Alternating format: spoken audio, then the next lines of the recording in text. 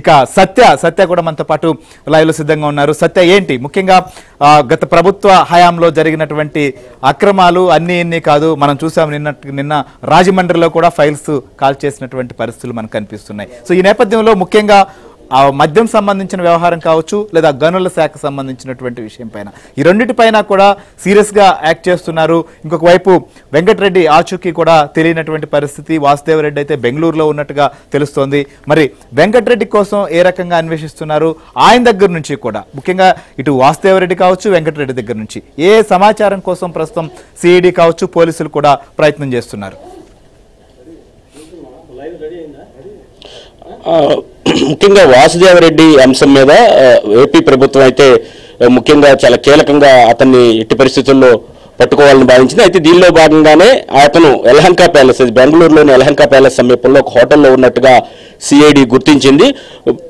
ఏదైతే ఎన్నికల ఫలితాలు వచ్చిన తర్వాత పదే ముఖ్యమంత్రి జగన్మోహన్ రెడ్డి యలహంక ప్యాలెస్కి వెళ్ళడం, అక్కడుండే మొత్తం కార్యక్రమాలన్నీ నిర్వహిస్తుండడంతో ఆ సమీపంలోనే ఉంటారు అని భావించిన సిఐడి అక్కడ దృష్టి సారించడంతో అక్కడ కొంతమంది న్యాయవాదులతో కలిసి ఆయన యలహంక ప్యాలెస్ కూడా వెళ్ళి వచ్చినట్టుగా గుర్తించారు. దీంతో ఆయన్ను మాట్లాడి ఆ వివరాలని కూడా ప్రస్తుతానికైతే వాసుదేవరెడ్డి నుంచి సేకరిస్తున్న పరిస్థితి ఉంది. మరోవైపు వెంకటరెడ్డి అంశం, అదేవిధంగా ఇప్పుడు తాజాగా ఇప్పుడే వచ్చిన వార్త చూస్తే కనుక ఫైబర్ నెట్ మాజీ ఎండి మధుసూదన్ రెడ్డిని కూడా సస్పెన్షన్ చేసినట్టుగా తెలుస్తోంది. ఫైబర్ నెట్ కార్పొరేషన్లో అవినీతిని కప్పించుకునేందుకు ప్రయత్నాలు చేస్తున్నారని ఆ జీవోలో కూడా ప్రభుత్వం ఇచ్చిన జీవోలో పేర్కొన్నారు. ప్రభుత్వ నిధులు దుర్వినియోగం చేశారని మధుసూదన్ రెడ్డి మీద ప్రధానమైన అభియోగం ఉంది. నిబంధనలకు విరుద్ధంగా ప్రైవేటు వ్యక్తులకు ఉద్యోగాల నియామకంలో చేశారని, అదేవిధంగా మధుసూదన్ రెడ్డి రికార్డులను ట్యాంపర్ చేస్తున్నారని ఆరోపణలు కూడా ఉన్నాయి.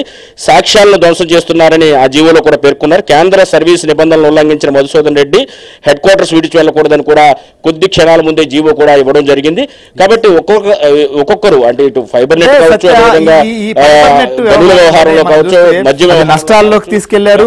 ఇప్పటికీ కూడా అక్కడ ఉద్యోగులుగా గతంలో నియమించినటువంటి వారు కూడా ఎట్లా పడితే ఎవరు రికమెండ్ చేసే వాళ్ళు, ముఖ్యంగా కడప కేంద్రంగా ఉన్నటువంటి పార్లమెంట్ సభ్యులు కావచ్చు, అక్కడ ఉన్నటువంటి వారు రికమెండ్ చేసిన అందరికీ కూడా నిబంధనలకు విరుద్ధంగా కూడా ఇచ్చారనేటువంటిది కూడా ఉంది. ఇంకొక వైపు ఈ వ్యవహారంలో మనం చూసాం, గతంలో కూడా ఫైబర్ నెట్ అంశం పైన చాలా హడావుడి చేసినటువంటి సర్కారు ఇప్పుడు చేసిందేంటి?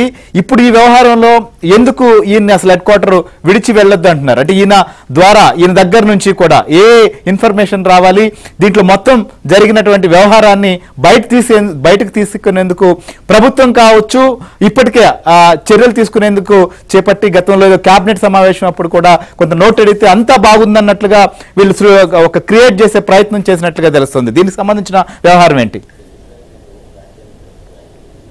ఈ ఫైబర్ నెట్ విషయానికి వస్తే కనుక ఫైబర్ నెట్ కార్పొరేషన్ అడ్డం పెట్టుకుని దాదాపు 1500 కోట్ల రూపాయలు అప్పులు తెచ్చారు. దీంతో పాటు మీరు అన్నట్టు కడప సమీప ప్రాంతాల్లో ఉన్నటువంటి తక్కువ అంటే అక్కడ ఉన్నటువంటి యువతను చాలా మందిని తీసుకొచ్చి ఇందులో ఉద్యోగులుగా చూపించడం జరిగింది. వాళ్లకు పేమెంట్స్ అయితే జరుగుతున్నాయి కానీ వారు ఎక్కడ పనిచేస్తున్నారనేది ఎవరికీ తెలియదు. ఈ మొత్తం వ్యవహారాలు బయటపడతాయని భావించి ఏదైతే ఎన్నికల ఫలితాలు వచ్చిన తర్వాత ఫైబర్ నెట్ ఆఫీస్ నుంచి కొన్ని కాగితాలు తీసుకువెళ్లే ప్రయత్నం చేశారు. అప్పట్లో దాన్ని అడ్డుకున్న అక్కడ ఉన్నటువంటి కొంతమంది సిబ్బంది అదేవిధంగా అడ్డుకున్న పరిస్థితి. ఎందుకంటే అది ఎన్టీఆర్ ఏదైతే బస్టాండ్ సమీపంలో ఉంటుంది కాబట్టి అక్కడ సెక్యూరిటీ బలంగా ఉంటుంది కాబట్టి అక్కడి నుంచి తీసుకువెళ్ళడం కుదరలేదు. దీంతో అప్పుడు సీజ్ చేశారు. తర్వాత అక్కడ ఆడిటింగ్ కూడా ఆ పూర్తి స్థాయిలో లోపల ఏం జరిగిందనేది, ఏం డాక్యుమెంట్స్ ఉన్నాయి, ఏం డాక్యుమెంట్స్ మిస్ప్లేస్ అయ్యాయనే దాని మీద పూర్తి స్థాయి ఆడిటింగ్ కూడా నిర్వహిస్తారని చెప్పి మంత్రి బీసీ జనార్దన్ రెడ్డి కూడా ఇప్పటికే చెప్పిన పరిస్థితి అయితే ఉంది. మొత్తం మీద తీసుకుంటే కనుక ఫైబర్ నెట్ లో జరిగినటువంటి కుంభకోణాలు అంతా ఇంత కాదు. ఇదే విధంగా ఎక్సైజ్ లో కూడా మనం చూసుకుంటే కనుక ఎక్సైజ్ లో మద్యం అమ్మకాలకు సంబంధించి పూర్తి స్థాయిలో డబ్బులతోనే ఇది చేయడం, మొత్తం ఎక్కడ డిజిటల్ పేమెంట్ లేకుండా చేయడం, 99,000 కోట్ల రూపాయల అమ్మకాలు 5 ఏళ్లలో మద్యాన్ని డబ్బులతోనే అమ్మకాలు జరపడం, దీంట్లో ఏదైతే కమిషన్ ఇస్తారో దానికి రేటు పెంచి అవన్నీ కూడా వైసీపీ నాయకుల జేబుల్లోకి చేరాయనే అనుమానాలను వీటన్నిటి మీద కూడా సిఐడి ఇప్పటికే నజర్ పెట్టింది. దీని మీద పూర్తి స్థాయి విచారణ అయితే కొనసాగుతుంది. మరోవైపు ఇప్పుడే తాజాగా వచ్చిన అంశం కూడా మనం చూడొచ్చు. ఫైబర్ నెట్ అంశం పైన కూడా మధుసూదన్ రెడ్డిని సస్పెండ్ చేస్తూ కూడా ఉత్తర్వులు ఇచ్చిన నేపథ్యంలో ఈ అంశం పైన కూడా విచారణ మరింత వేగవంతం అవుతుందని అర్థమవుతుంది. అదే సమయంలో వైసీపీ పెద్దలు చెప్పిన వాళ్ళు, ముఖ్యంగా పెద్దిరెడ్డి రామచంద్రారెడ్డి కావచ్చు, స్థానిక ఎంపీలు కావచ్చు, వైసీపీ నాయకులు చెప్పిన వాళ్ళందరినీ ఫైబర్ నెట్లో ఉద్యోగులుగా చూపించి భారీ కుంభకోణానికి తెరతీశారు. వీరందరూ ఎక్కడ పనిచేస్తున్నారో తెలియదు, జీతాలు మాత్రం ప్రతి నెల డిస్పర్స్ అవుతున్నాయనేది ప్రధాన అభియోగం ఉంది దీని మీద. దీనికి సంబంధించి కూడా ప్రధానంగా ఈ రోజు ఈ ఉత్తర్వులు ఇచ్చిన తర్వాత దీని మీద కూడా దృష్టి సారించే అవకాశాలు ఉంది ఏపీ ప్రభుత్వం. కాబట్టి అటు ఎక్సైజు, మైన్స్, అదేవిధంగా ఫైబర్ నెట్ విషయంలో అప్పట్లో టీడీపీకి సంబంధించిన నేతలను అరెస్ట్ చేసే ప్రయత్నం చేశారు. దాంట్లో అవకతవకలు జరిగాయని చెప్పుకునే ప్రయత్నం చేశారు. కానీ వాస్తవాన్ని చూస్తే ఇది బూమరాంగ్ అయిన పరిస్థితి అయితే ఉంది. ఇప్పుడు వైసీపీ నేతలే దీని వెనక ఉన్నారు చాలా వరకు కూడా అని తేలుతున్న పరిస్థితుల్లో ఇప్పుడు ఫైబర్ నెట్కు సంబంధించినటువంటి మధుసూదన్ రెడ్డిని సస్పెండ్ చేస్తూ ప్రభుత్వం ఉత్తర్వులు ఇచ్చిన నేపథ్యంలో ఈ విచారణ మరింత వేగవంతం అయ్యే అవకాశం